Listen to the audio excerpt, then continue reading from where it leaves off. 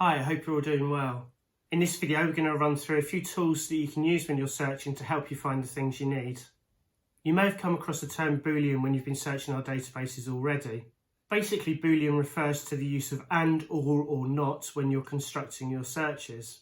And is used when you want to find the articles that contain all of the terms that you've used in your search string. Or is used when you want to look for any of the terms that you've used in your search string. Not is used when you want to find your terms but exclude a specific term.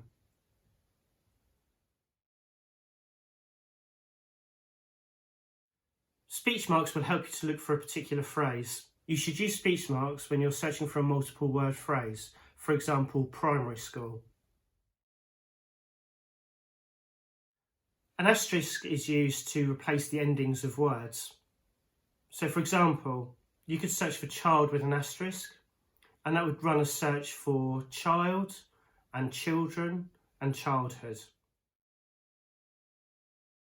Brackets should be used in conjunction with searches using or. This enables you to add multiple synonyms or related terms to your search, expanding your search and effectively enabling you to conduct multiple searches in one go. So, for example, we might be interested in finding research on refugees and mental health, but there are multiple alternative terms we might use for refugees.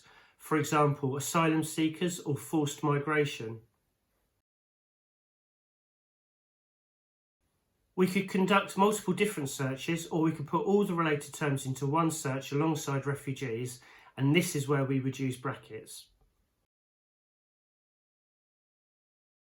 By using brackets for multiple terms, it enables us to effectively conduct multiple searches in one go, saving time and helping to make it easier to deal with duplicates. So they're just some of the ways that you can better construct your searches to find the journal articles you need. I hope that video was useful. Don't forget to hit subscribe, and if you've got any queries, put them in the comments below. Take care and see you soon.